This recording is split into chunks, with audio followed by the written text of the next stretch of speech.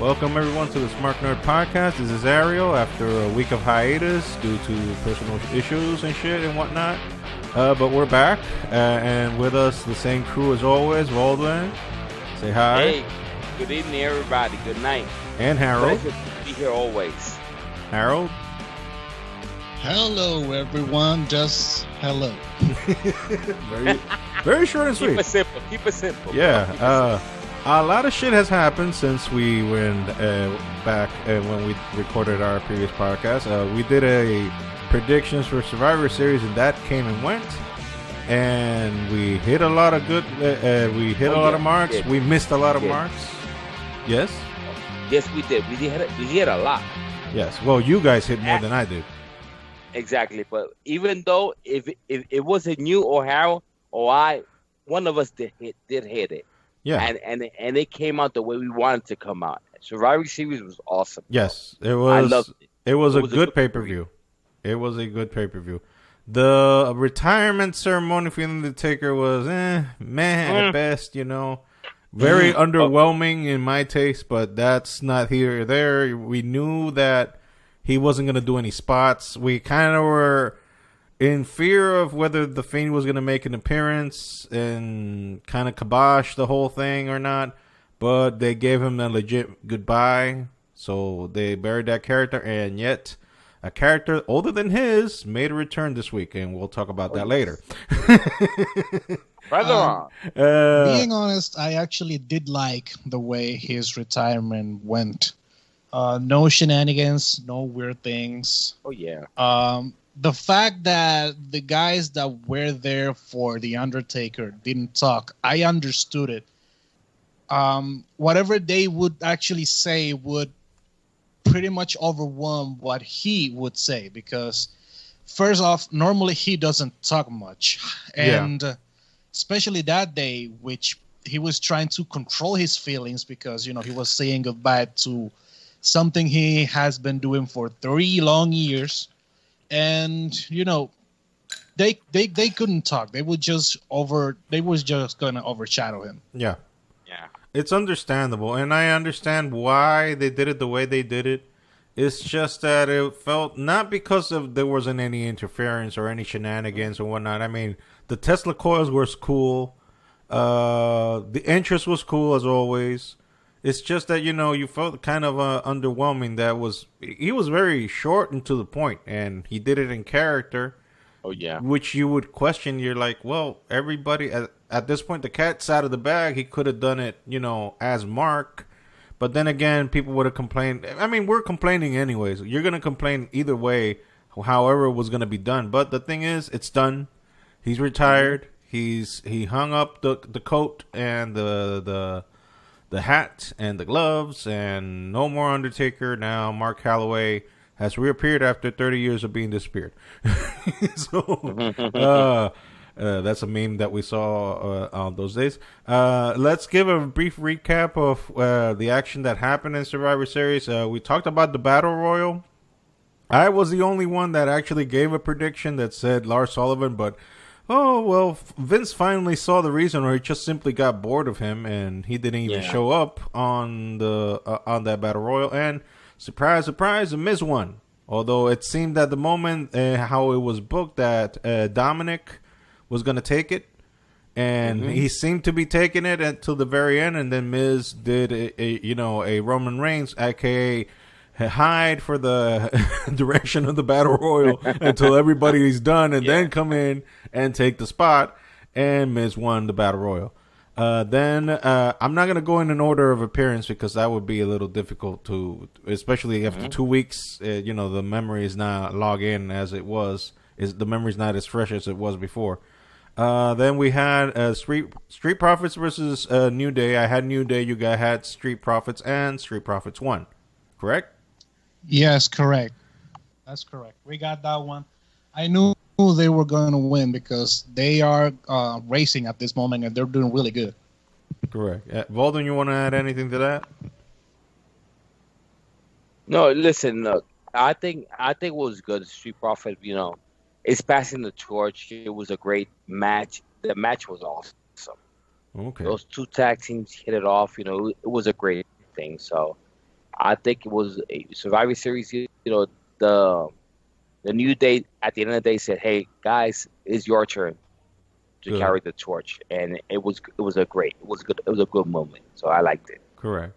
Then we had the men's elimination between Raw and SmackDown. Raw, all members survived, while SmackDown ate the big L. Everyone was eliminated. It all started with Seth Rollins sacrificing himself for, as he said, the greater good. I think we all had Raw winning that one, right? Oh yeah. All three of us had Raw, and we didn't say that was gonna, because we mentioned that they were not gonna work together at the end to win, but we didn't say they were like have a sweep. That wasn't it. That was a program. I thought at the end of the day it was gonna be like maybe 3 or 2 of them at the end of the day, but hey, it came out all 5 of them. Yeah, which is fine. Which is good. Yeah, and then sorry, Harold, you were gonna say something? Yes, and also actually for those who listened to the last podcast, after the podcast and before the show, we actually changed a couple predictions on the group because of things that we saw that were happening. We actually had to change a couple things, and I believe this was one of them. After we saw a couple matches, how they were developing, we had to say, no, this is what's going to happen now. Yeah. Yeah. Okay, and then on to the women's championship. The champion versus champion match with the women's. Asuka versus Sasha, a.k.a. Volden's pretend wife. You had to throw that in, didn't you? Volden's pretend wife won. Yeah, and won clean. Wife 2, actually. I have a perfect, a first wife. Yeah. She won clean. She won clean. She won clean. So it was a good match, guys. It was a great match. Yes. It was like head on. I loved the match. At the end of the day, Sasha won. I predicted Sasha not only because I like Sasha, because hey, I have a huge crush on her. I'm not going to deny that. And half the planet as well. But professionally, she's a great wrestler. And she also has great technique. And I think that, that match showed how good she is. So it was a great match. Yeah. Harold? I actually lost in this one because I predicted Asuka was going to win. Not because one is better than the other or anything. I do believe both are actually exceptional wrestlers. However, I thought they were going to have a little bit, or I don't know, storytelling, like having Carmella interfere in a match and cost Sasha the match. And that didn't happen. Well, I think I had Asuka as well, if I recall. Yes. Yeah, you had. I was the only one who had Sasha. You bet on your wife. I mean, what the hell? Yeah. Well, what can I do? I had to go that way. But besides that, I'm a huge fan of Sasha on the wrestling technique and a Mandalorian. She's very good in the ring. She's a Mandalorian. Yeah, also, yes. So it's been a good couple of weeks for Sasha, appearing in the Mandalorian and also beating Asuka in Survivor Series. Another match, another title versus title match, the Intercontinental versus U.S., Bobby Lashley versus Sami Zayn. Lashley won. I think we all had that one. Yeah, we all had that. Lashley. That was a slobber knocker, as Jay Ross used to call it. That was a good match. It was a no-brainer, actually. Yeah, it was really, just really obvious he was going to win. Yeah. It was good. It wasn't bad, but at the end of the day, we all know that Bobby was going to win. So. Yeah. And then we go to the women's elimination match, Raw versus SmackDown. We all predicted kind of the same thing, that Lana was going to be sole survivor. However, how it actually went down, we didn't expect it to go that way. Yes, that's true, dude. I thought she was going to put through a table for the 10th time, but it didn't happen. So, but she won, though. Yes, and she didn't go through a table. And the streak has been broken. No more going through tables. She hasn't gone through a table since. I do believe actually Vince got tired of that. Thankfully. Because God. It was just not funny anymore. It stopped being funny the first time. And then 9 times later, it was unsufferable. So Then the main event, the main event, right? I'm not missing a match. Am I missing a match? No, you're not. No. Okay, the real main event, because although the Taker was last, but it wasn't an actual wrestling match. But the actual main event wrestling match, Roman Reigns versus Drew McIntyre, and it delivered in every conceivable fucking level. It was the best match of the night, in my opinion. Those two killed each other, destroyed each other, and both of them looked like $1,000,000. But as we all predicted, Roman went over. Exactly. Hey, guys, I love this Roman Savage. For me, this persona that he has is fucking awesome. I was watching him last night on SmackDown, and I said to myself, this Savage level is like over 10%. It's higher than 10. It's totally fucking awesome. And that match between him and Drew, it was a great match. At the end of the day, this is a good thing for Roman, because we got tired of Roman being the good guy and being the face. But this Roman guy is great. And like you just mentioned, these two guys kill each other. Yes. It was a good wrestling match. They did great moves, even though this guy, Jay, came in and stuff like that. But if he hadn't come in, it still would have been a great match. Yes. So I loved the match. Was awesome. Yes, the Jay thing was just adding more element into the ongoing storyline between Roman and Jay. So it didn't take away from the match, because it wasn't that big of a distraction that you can say, well, clearly it was because of this that Roman won. Although it kind of it was that caused the ending, but in the end it was Roman's new submission, the chokehold that knocked Drew out, and Drew passed out. So he didn't quit. He just passed out, so it made him look good in the ending that he didn't quit. So it was a good ending, a great match. Harold, do you have anything to add to that? Actually, yes, and I'm going to go back to another match in this case, talking about this one too. That is the main thing I was talking about in this Sasha versus Asuka. Add some storytelling to it. Just don't make it okay, it's a match. Yes, it was great. It doesn't matter. Okay, perfect. If you wanted Sasha to win anyway, have her win, but have something. Like, you could have Carmella interfere and have Sasha win anyway. And this is actually what happened here in this match. This match was incredible, and it also had story. You actually saw that they didn't forget that there was something going on with Jay and Roman Reigns, and they capitalized on it. Yeah. This match for me was great, and as you mentioned, Ariel, this was the match of the night, no doubt about it. I mean, close contender was Street Profits versus New Day to me. Totally. Yeah, that was the second match. Yeah, true. That was close contender. But anyways, kudos to WWE for producing a great pay-per-view. I'm normally the first one to be ready to shit on them and the first available opportunity, but I'm also the first one that will give them props when earned, and they earned it on that pay-per-view. So yeah, kudos. It was a great match. Yes, kudos to WWE for a well-built production. That ending, that Undertaker retirement speech, a tad underwhelming in my opinion, but how were you going to deliver on a promise of an ending of a career? I mean, normally a wrestler ends with his shoulders in the mat, and Undertaker went out with a speech. So that's a rarity in the business. That's a privilege given to very few or almost none. So it is what it is, and I'm happy that he has a career, and I think that he is finally at peace with himself, and that's the important thing.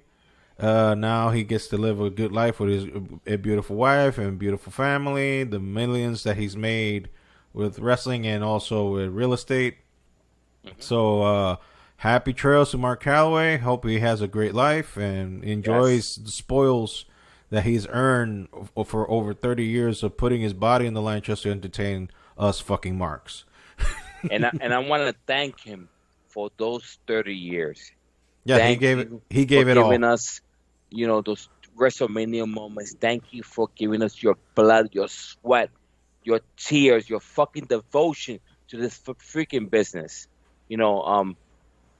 not many wrestlers have the opportunity to wrestle at his age, and I think for me, it was an honor and a privilege on me, Ariel. I'm way back, are older than We've you, Harold. seen the whole And, thing, the entire and WWE run. We saw it, the entire yeah, thing. and me and him, we watched since we were little kids watching this, and for me to see what I've experienced that night, I was like, my emotions, maybe I mean it'll be too much, but I said to myself, you know something, thank you, because what he did for this business, what he did for all those wrestlers during that time, that he helped them, put them over on top. Batista, John Cena, Triple H, Shawn Michaels, the list goes on. But thank you, Edge. Thank you very much, Undertaker, because I feel whole what you have done for the business. And for me, he is the mentor of everybody. Everybody was giving him Sasha Banks, AJ Styles, Jeff Hardy. You see all these wrestlers doing homage to him. Yeah. Because for me, Hulk Hogan was a persona. But the Undertaker for me is above Hulk Hogan. For me, he's a god. That's how I see it. Well, he's the one that's left the biggest mark in WWE because Yes. I don't think there has ever been a wrestler with the longest tenure in that company than Undertaker. Yes, I agree. Harold, I mean, what you think? we're Harold? talking about a guy that didn't mind actually working, even being hurt. Mhm. The guy was injured multiple times, and he said, "Fuck it, I'm gonna do this. It doesn't matter." The guy fought even with, I believe it was third-degree burns, something like that, when Yes, he had a yes. problem with the pyro. Yes, correct. And he said, I'm doing this. I came here to deliver. The public is waiting for me. Crowd is waiting for me. I have to deliver no matter what. The guy was just that kind of guy.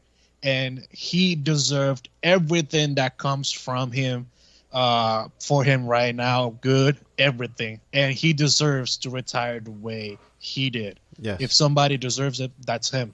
Yes. No doubt about it. The most overused phrase in wrestling is paying your dues, and well, he paid him and then some 20 times over. So yes, totally. we thank you, Undertaker, Mark Calloway, for everything, for the entertainment, for all the years, for putting your body, your livelihood on the line for us, and for making us happy and entertaining us with everything that you did in WWE.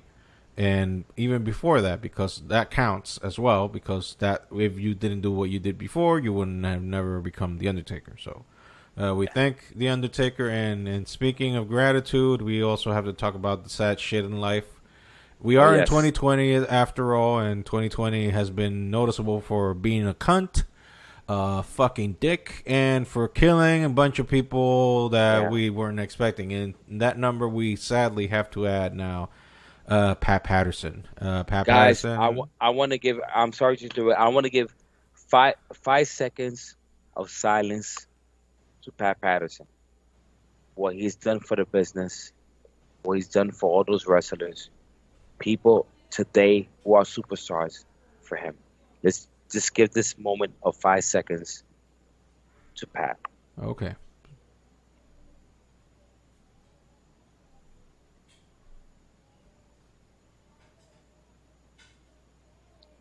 Pat, rest in peace. Be with God.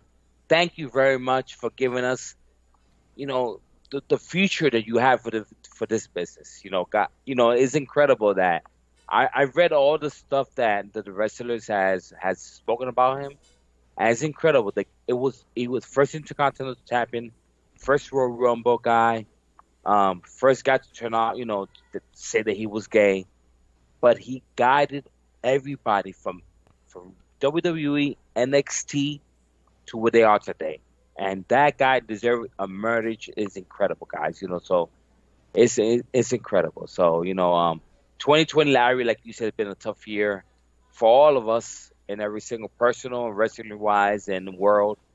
But things happen for a reason, and Pat, rest in peace, and thank you for giving us the future of WWE.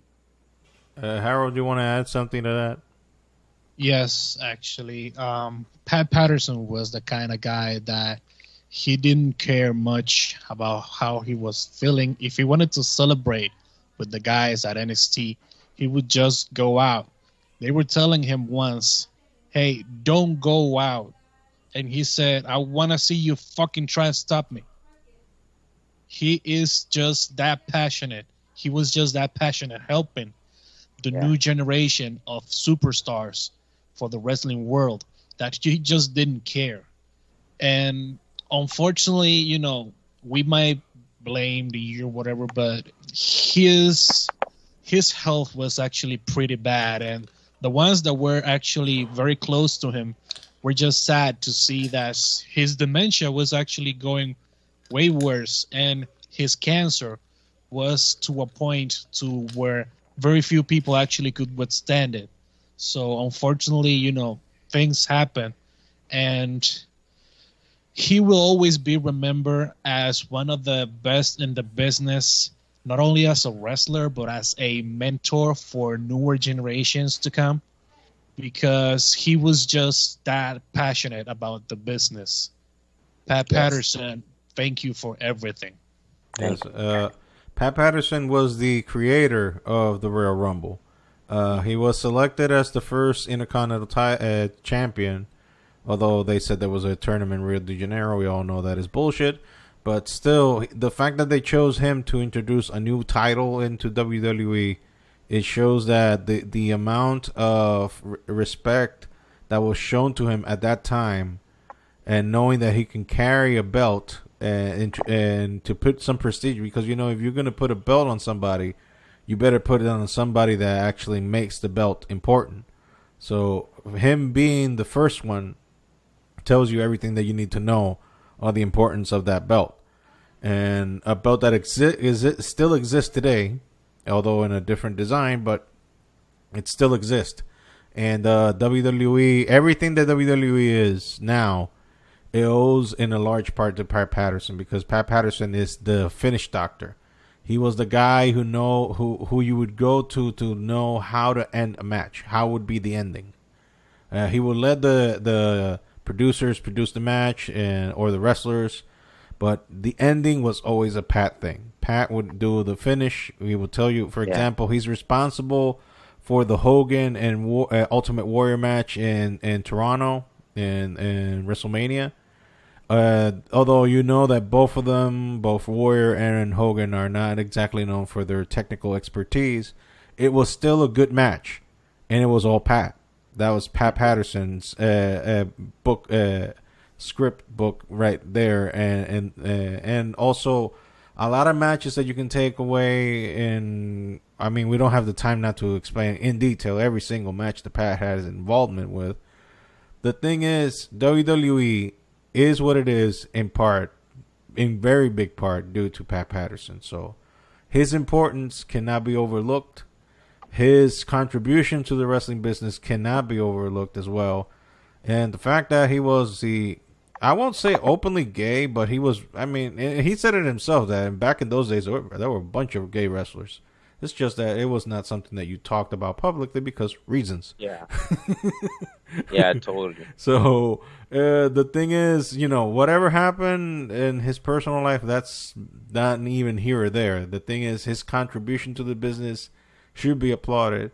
And it's a sad end, as you said, Harold, you know, with dementia and also the cancer.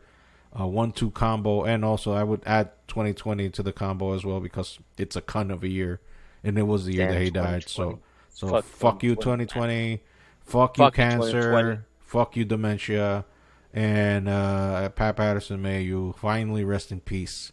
So let's just get that somber thing out of the way, and let's talk about the company that this week has taken wrestling by the balls and dragged it and said, okay, you people are my bitches now, which is AEW. AEW this week has taken wrestling, and it just has exploded the minds of everyone with a 1-2 combination punch. The first punch that was delivered on Wednesday on the Winter is Coming broadcast of Dynamite. The first punch is the unthinkable happened. Sting is AEW. Yeah. So in the same year that the Undertaker decides to hang up the trench coat and the sombrero and the gloves, a 61-year-old Sting decides to come back and finishes his career in AEW. What in the serious fuck? Opinions? This has to be right now the most important show in the short history of AEW, no doubt in anyone's mind. Everything that transpired in that show was just jaw-dropping. Sting actually making his debut this Wednesday show was something that absolutely no one was expecting. Kayfabe is alive, guys. Yes. People actually can't keep things a secret. Yes. And this one was a huge one. And with the reasons to have it as a secret. It actually blew everything on this business. And right now, stealing a page from Roman Reigns, the head of the table is AEW right now. Yes. Baldwin? Look, I have mixed feelings for this, man. You know, this is something. You know, I'm old school, basically. You know, because something like this, should not happen. And Sting was retired already, guys. What's the use of you coming back on something basically that it doesn't? I said when I saw him on Wednesday, I was surprised. Yes, I was. And I said to myself, what the fuck you doing? Dude, you're 61. You're in your 60s already. What the fuck you coming back? Let these young guys collect a pension. do what they need to do. He could collect a pension. Back? What? He could collect a pension. Yeah, true. That's also true. But it was, guys, maybe he thought that WWE what happened with Seth Rollins, that's unfortunate that he wanted to end his career a different way. Yes, but this guy's already over. Was over. It should be done already. Buried. Yeah. Out. I actually... That's how I see it. I'm sorry. No, I understand, but I actually have a copy of an alleged reason why Sting signed with AEW. And the reason is that he was unhappy with how he was used in WWE and wants a proper final run for his audience. That's per Wrestle Talk. So that's one of the reasons. And if you got to be in his shoes to understand it. Well, yeah, true, I mean, you're right. You evaluate that year. I mean, what was it? 2015, right? Yeah, correct. It was 2015, and in that year, he wrestled Triple H and ate a big L in WrestleMania of all places. Which I think that the actual match that should have happened was Sting versus Undertaker. Mm-hmm. That was what should have happened. But no, Triple H wanted to get that W for WWE and relive the whole WCW versus WWE, which is bullshit because WWE owns WCW. Yes. So why the fuck you're going to make fun of a company that you own? So and it's part of your canon and it's part of the WWE network. At the end of the day, I get what you're saying. His match with Seth Rollins was just like, he didn't want to end it that way. I get it, and I respect that because he wanted to end his career and his in a terms. way, out of the blue. But right now, at his age, at his spot, that you think about it, you ask yourself, okay, what's the point? Yeah, I mean, we all know you're an icon. Why you want to come back? Oh, okay, it gave you a bunch of ratings. Yes, we were all impressed. I was impressed. I'm not gonna deny that, guys. I mean, I was impressed. But still, AEW almost did 1 million yeah, in the ratings. true. That's true though. In the middle of a pandemic, that is huge. Well, that's huge, guys. Look, hey, that gave him ratings. I just think that I have mixed feelings for that. I said to myself, okay, I agree. He didn't go out the way he wanted to with Seth Rollins, which is fine. I agree with it. He wanted to go out maybe like the Undertaker and other wrestlers like Ric Flair, Shawn Michaels, Triple H. But that's at the moment. That's what happened to you. Mm-hmm. You got seriously injured. It's something like just accept what you got and just end it. Coming back right now maybe could cause even worse if he starts wrestling because he has to wrestle a match. Well, that's the thing that they said that he will have minimum involvement physically because 61 again, and also neck issues. That's what I'm saying. So, but he will be like a main storyline figure, but a non-active one. He will be like a kind of an Arn Anderson kind of deal, or Jake the Snake, or Tully Blanchard kind of deal. That they're mouthpieces. They move around and participate, but not necessarily in a match. I don't agree. I don't like the idea for him wrestling. Me neither. Me neither. You know, He's 61 for God's sake. It's not like he's been doing DDP yoga. Because yes. DDP, yes, he's still limber. He still can do some shit. But his injury is well known. And there's a reason why he hasn't wrestled since 2015. So, 5 years. 5 years, guys. Exactly. 5 years. It's exciting to see him somewhere else. Exactly. It makes a difference because it's something out of the blue. It was unpredictable because, as Harold said, nobody was expecting this to happen. Nobody knew this was going to happen.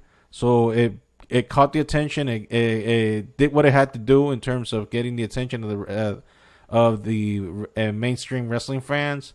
And some of us old school fans also were like, "Holy shit, Sting is in AEW." So it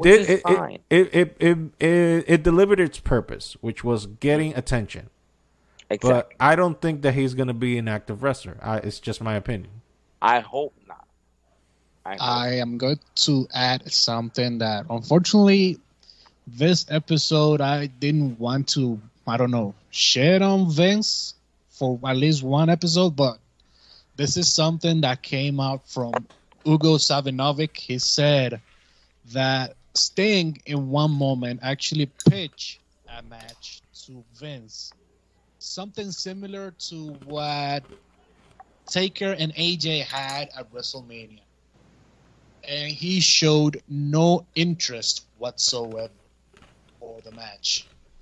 I believe if that match actually happened, we wouldn't be seeing Sting debuting at AEW. Something that actually he wanted to do. He wanted a match with The Undertaker. Yeah, you could. And he even made it easier for Vince to actually have something believable. Let's do something that is kind of cinematic, and we don't have to put that much effort. And he just like, whatever, I don't care. And it had to be, of course, the 5-year-old boss with Asperger's. Yeah, the 5-year-old child with Asperger's. And there you go. He wet the bed on that one. So there you go. So that's what you get for not at least entertaining the idea. I mean, at this point, any type of match between Sting and The Undertaker, a fan would eat it up. Your traditional fan would eat it up, even if it was a cinematic match. Hell, even if they had like stunt doubles doing the high risk shit, like falling off a building and whatnot. If they did that shit, I don't give a fuck. It's like we got Sting Undertaker. I mean, until now we can only get it on fucking video games. When you had the two guys, active wrestlers in 2015, and you didn't pull that plug, shame on you. So now. Now, Sting went to greener pastures, and Undertaker retired. So now, Vince stays with his dick between his hands. Hey, look. I was okay putting him with Triple H. It's fine, perfectly fine.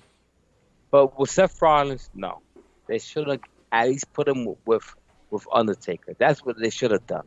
Two freaking icons that lasted over 20 years of wrestling. Yeah, I think Those Undertaker was in the middle of his feud with Brock in that point. Yeah, but they should have found a way, a loophole to that. Because they said, okay, let's end this feud, let's get it over with, and let's bring him out to Sting. Let's hold on Sting for a while, not him to wrestle for a while, put him under the hedges, keep him around, stuff like that. Just keep the storylines going. But not put him to wrestle with Seth Rollins. That was a huge mistake.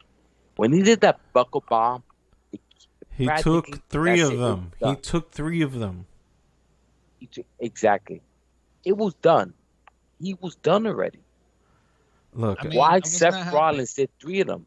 Seth should have done 1. No, Seth did 3, which freaking actually destroyed him, and he wasn't.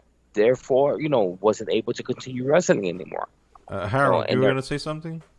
Yes, I actually was not happy with the match, but I did understand why they did it. Who better than Sting to help push a guy like Seth Rollins up to the moon? That's something that that's the intentions they had with the match, of course. To elevate Seth. It actually went backwards because, it ended with Sting injured. Everybody was shitting on Seth for injuring Sting and so on and so on. Mm-hmm. But should things go on a better note, I actually think that Seth Rollins would have been pushed to the moon and beyond. Yeah. Hey, man, I think Seth didn't need his Sting to be pushed. For me, it wasn't necessary. Look, where he is now. No, he didn't need Sting to push him. For me, they should have used somebody else besides Sting.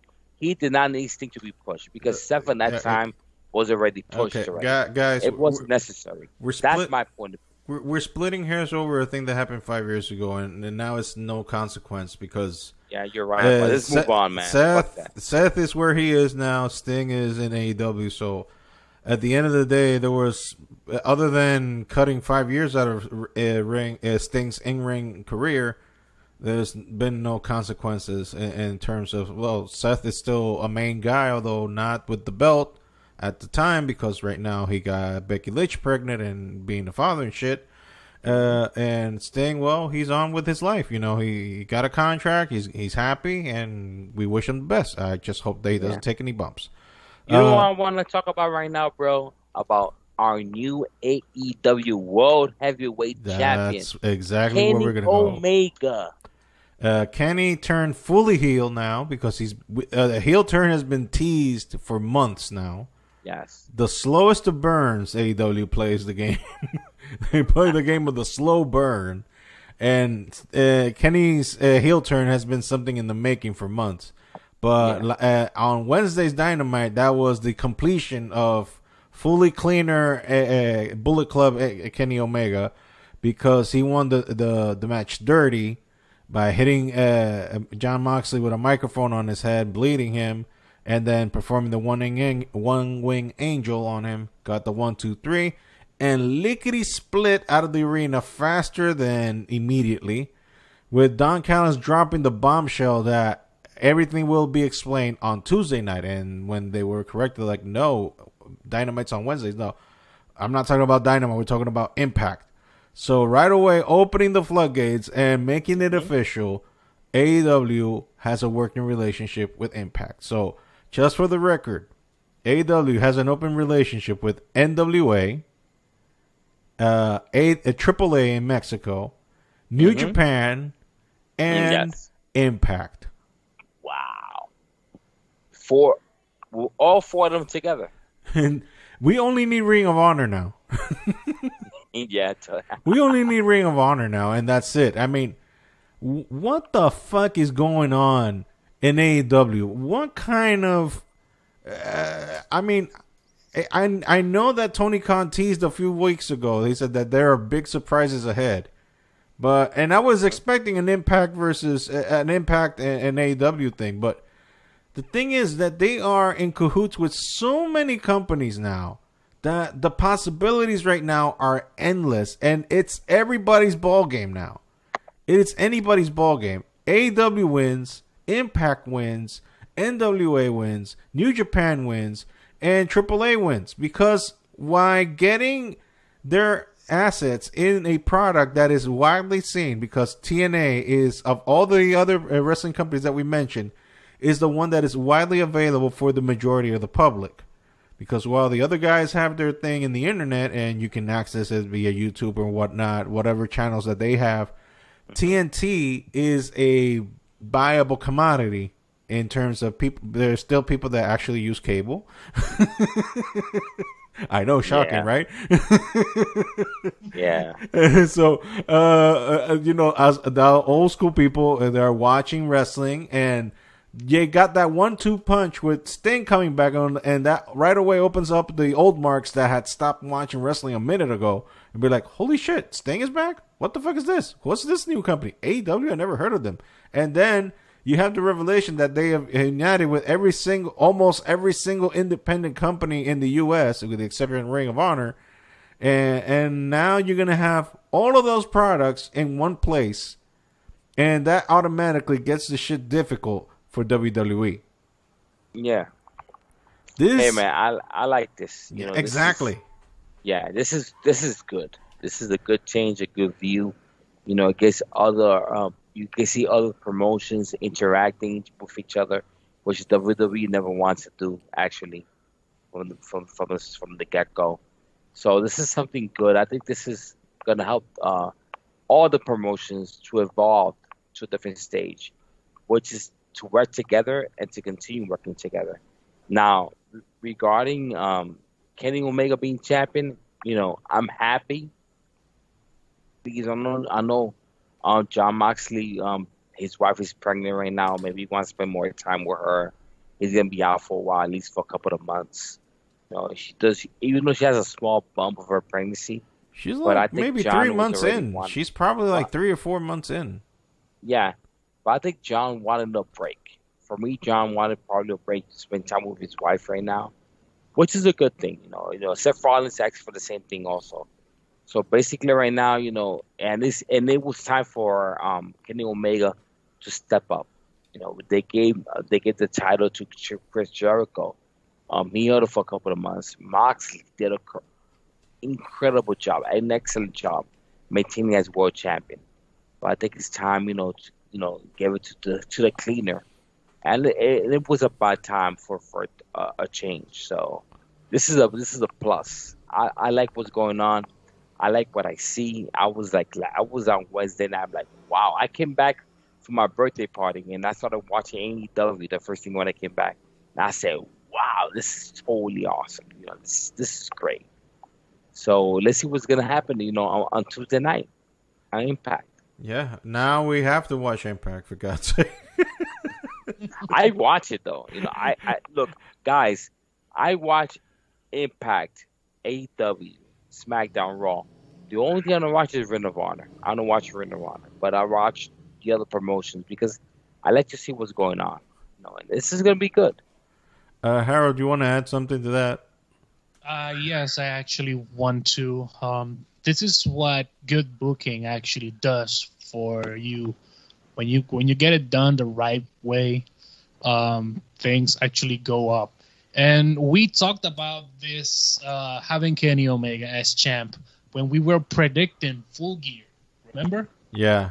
We actually talked about it. We knew that Jon Moxley was going to retain a Full Gear because, you know, having the title change that night and then giving the title to Omega would have been actually a dumb idea. Just change the title so soon. Mm-hmm. So this is what good booking does to the business. You actually have your audience happy with what they see. And from the other side, having Omega just run away like he's gonna get killed by somebody because he's going to appear at next week's Impact show.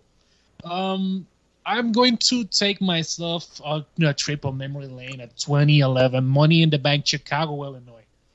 Should WWE actually be open to, you know, have relationships with other companies? When CM Punk defeated John Cena that night, that he just left and he was, quote, out of contract with WWE, that is actually what should have happened. Seeing CM Punk appearing on another promotion with the title, bragging that he left and that he's not going back to WWE, although he was going back anyway. Yeah. I mean, that Summer of Punk was a very big missed opportunity in so many senses, but let's not talk about that because that's in the past. Let's talk about the present, which is now AEW opening the floodgates for the possibilities of awesome interpromotional matches that could appear not only on Dynamite, but also on AEW pay-per-views, for God's sake. So this opens... this is a great possibility. This is a great moment for wrestling in general. To the point that even Triple H admitted that there is possibility of opening up in the future, although, you know, the way he phrased it was like 10, 15 years, aka when Vince croaks. If he does. Because at this point... in the late 70s and the early 80s, AWA and NWA used to work together. Yes. Why not? Because why not Vince cannot open the door? Because Vince thinks he's the end all be all. He thinks that he is the almighty, that he killed the competition, and that everybody should bow down and kiss his ass. Well, unfortunately, Vince is, until he changes his mind, we have to wait for that. But now I'm very happy for AEW, for Impact, and any other promotion that wants to work together, because right now this is the feature of wrestling right now. Yes. Together, all as one. Because which alone, I think which is a greater thing. I mean, AEW alone had a decent a shot at getting to WWE, but now by doing this, the door is fucking open for business in the sense that WWE better watch the fuck out. Because totally. Now adding this type of caliber, because you know what Impact has. I mean, you want to talk about where they are or how the hell they're booked and whatnot, but Impact got a locker room. They got a locker room. NWA, they got a locker room. AAA got good luchadores, and New Japan, need I say more? So add all that, plus the locker room that's already stacked in AEW. What the hell do you have? You got a fucking hurricane of great wrestling being ready to be flooded on the U.S. market. And WWE should be shitting their pants at this moment. They should.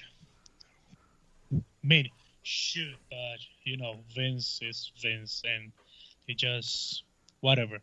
And at the end of the day, something that Vince forgot is in any business, not only in the wrestling business, is in any business that actually belongs to show business, that actually has an audience.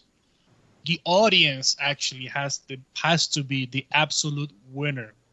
When the audience wins, company wins.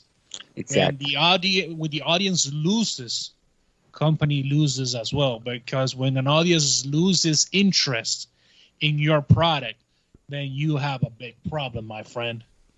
Oh yeah, totally. Guys, listen, I have to leave right now. Thank you very much for inviting me. I had a great time talking to you guys. The topic were awesome. Have a good night. And I'll see you on the next time on Smarks Roundtable. Well, that's a private group. That's the Smart Nerd Podcast. Oh, I'm sorry. I just all right. Let me rephrase that. Smart Nerd Podcast. Okay. It's okay. All right. No, I mean, okay. All right. No, I mean, all right. Thank you. Yeah. Yeah. Thank you very much. It's always been a pleasure. I've been doing this with Ariel for a long time. Back in the old days, and now doing it again. Harold, thank you so much for your input. We done really good, us three together working. We have great chemistry. So, guys, I see you in this podcast. Have a good night. And your brother right here is going to continue drinking, have another whiskey right now. Oh, God. Don't get too wasted. Dude. Any liver donors out there, get ready. I believe so. They're going to be in line for my liver. Not just his entire family. Exactly. So Guys, we have a need great at night. least Been a pleasure 12. always, At all right? least 12. Oh my Later, God. bro. Have a good one, Take care guys. and don't Good drink night. yourself to death. No, that would never happen. Trust me. Hope to God. Hope to God. Yes, true. Have a good one, guys. Bye. Take care, man. Well, Harold, so far, I think we covered every basis that we said that we were going to cover. So I think we can call it a night in terms of the podcast, right? Actually, yes, we actually covered every basis. We had nothing else to say at the moment. Yeah. It was just rating over Wetzel. Yeah. So the conclusion is AEW just got big and WWE just shit the bed. So so thank you, Vince, for fucking up the Undertaker versus Sting match. I can still make it happen in WWE 2K16, which is, by the way, a better wrestling game than anything that 2K has released since what? 2K19? Since ever, actually, that's the best game they have launched. It was 2K15, but when 2K16 came out, just topped that. I And mean, then they started declining. 2K17 was okay. It was okay, but things started to get weird. And in my case, it got to a point when I got 2K19 where there was a point where actually the game would not even run.